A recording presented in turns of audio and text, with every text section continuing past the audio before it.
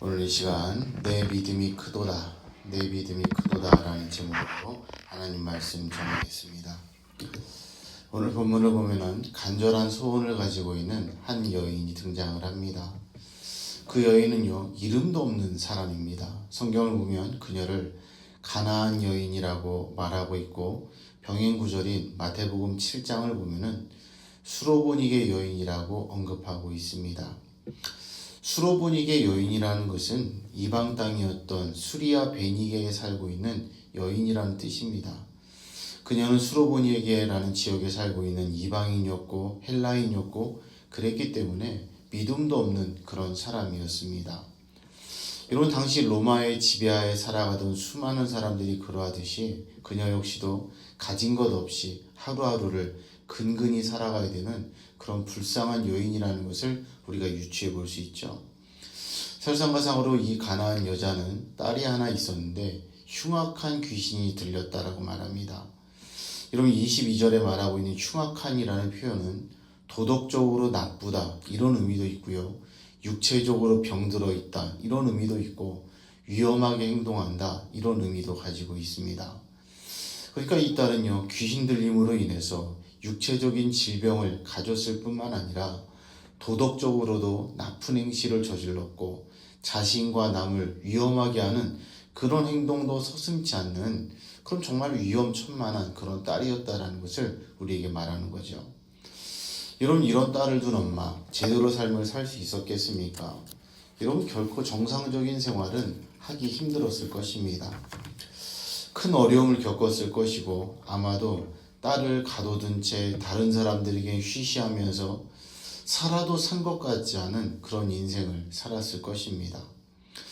여러분, 지금 그러한 상황, 이 가나안 여자와 같은 상황에 우리가 놓여 있다라면은 만약 여러분에게 소원이 무엇이냐 이런 묻는다라면 이런 뭐라고 대답하시겠습니까? 이런 그것은 다른 것 없지 않겠습니까? 이 귀신 들린 딸, 흉악한 귀신 들린 딸, 내 딸이 고침받는 것, 소원은 그거 하나밖에 없을 것 같아요. 여러분, 우리의 삶을 봐도 그렇고 누구를 만나든지 아무리 겉으로 볼 때 괜찮아 보이고 뭔가 대단한 것이 있는 것처럼 보여도 분명히 그 안에는 문제가 있을 수 있고 해결해야 될 어려움이 있을 수도 있고 그 문제가 해결했으면 하는 간절한 소원이 여러분 없는 사람들은 하나도 없는 것을 보게 됩니다. 우리 주변에 보면 다 그런 거예요. 오늘 본문에 등장하는 가나안 여인의 모습도 우리들과 정도의 차이는 있을지 모르겠지만 우리에게도 간절한 소원이 있는 거잖아요. 여러분, 이렇듯 간절한 소원이 있는 여러분 이 시대를 살아가는 우리와 전혀 다르지 않은 그런 모습으로 살아가고 있다는 거죠. 그런데 오늘 말씀이 우리에게 희망이 되는 것이 무엇입니까? 이 가나안 여인은 엄청난 문제가 있었고 그 문제를 해결하고자 하는 간절한 소원이 있었고 흉악한 귀신 들린 자신의 딸이 고침받기를 원하는 간절한 소원이 있었는데 그녀의 소원대로 놀라운 기적이 일어났다라는 거예요.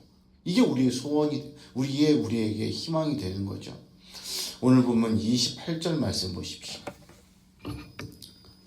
28절 말씀 함께 읽겠습니다. 시작.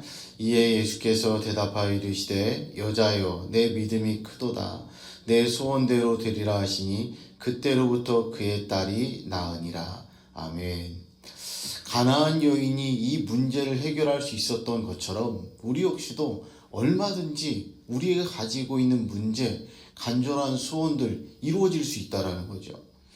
그런데 오늘 말씀 보면 그녀의 소원이 이루어진 결정적인 포인트가 무엇인지를 이야기하고 있는데 그 결정적 포인트가 무엇입니까? 큰 믿음입니다.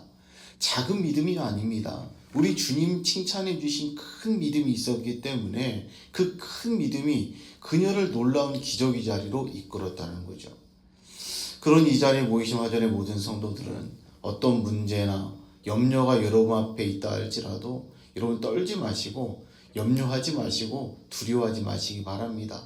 그 어떤 염려와 문제와 어려움이 있다 할지라도 우리 역시도 가나안 여인이 가지고 있는 무엇? 큰 믿음만 우리가 가질 수 있다면 여러분 가나안 여인에게 주셨던 은혜 우리에게도 반드시 허락해 주실 수 있다는 거죠.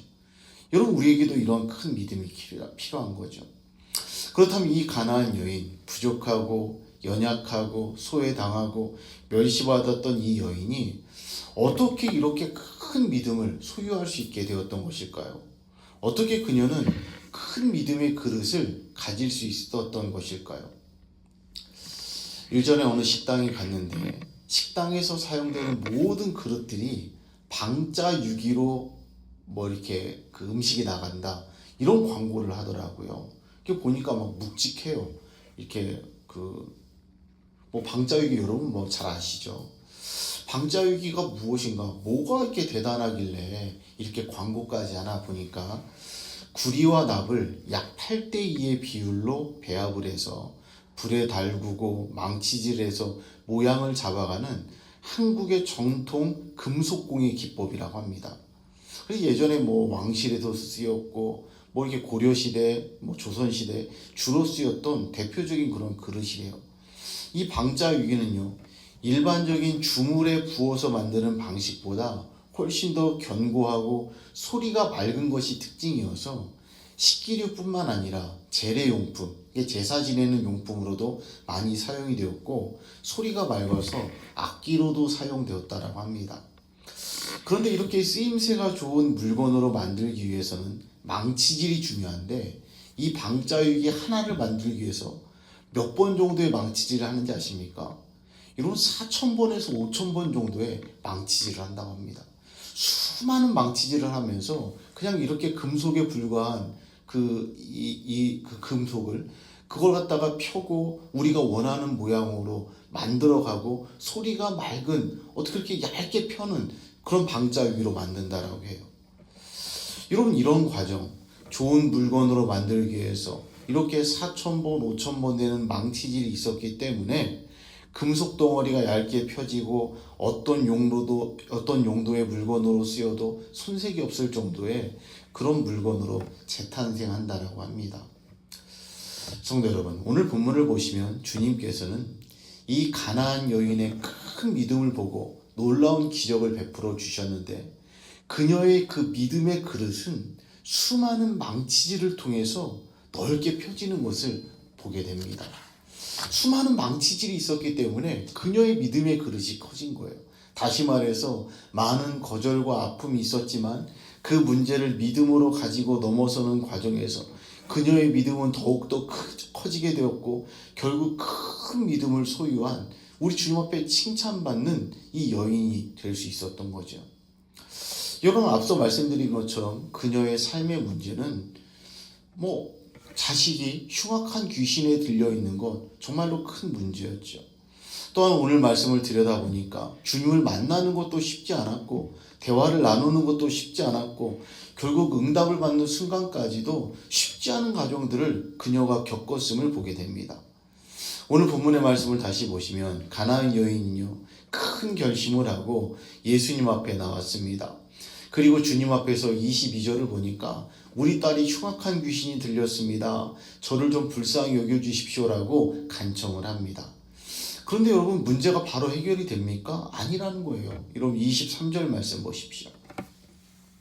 23절에 예수는 한 말씀도 대답하지 아니하시니 제자들이 와서 청하여 말하되 그 여자가 우리 뒤에서 소리를 지르니 그를 보내소서라고 이야기를 합니다.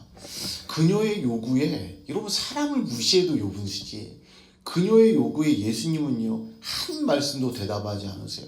없는 사람 취급하는 겁니다. 이 가나안 여인은요 예수님 앞에 거절을 당한 거지요. 그리고 엎친 데 덮친 격으로 제자들도 무시합니다.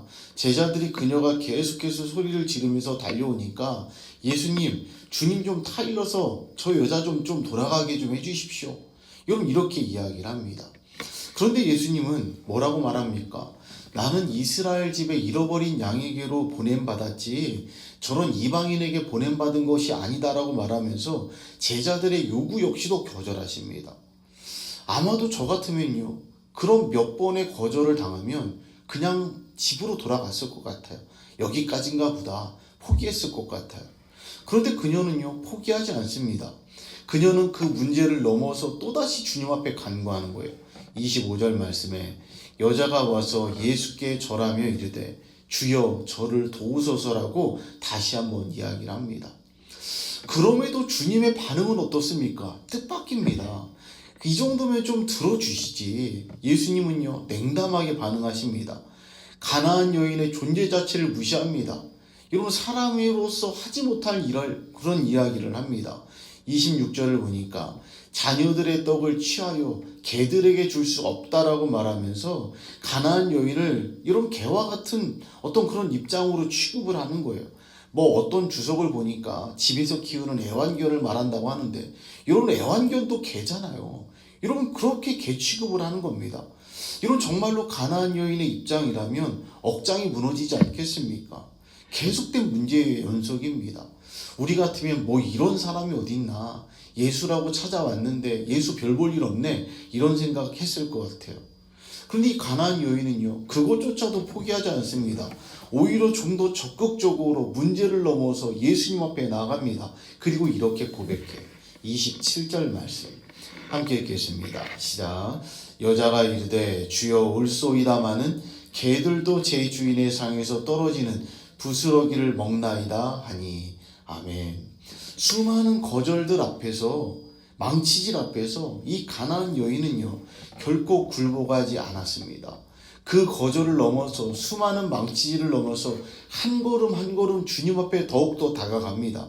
결국 이 이방 여인, 가나안 여인은요, 이렇게 무수히 많은 거절, 수많은 망치질을 넘어서 그녀가 그토록 바라던 소원을 마침내 이루어낼 수 있었던 거죠. 존 맥스웰이 지은 실패를 딛고 전진하라 라는 책이 있습니다. 그 책을 보면요, 이런 얘기가 나옵니다. 존 맥스웰은요, 대표적인 성공학자인데 또 독실한 크리스천이기도 합니다. 그가 성공한 사람들을 조사하면서 그들이 성공한 이유가 무엇일까를 연구해 보았습니다.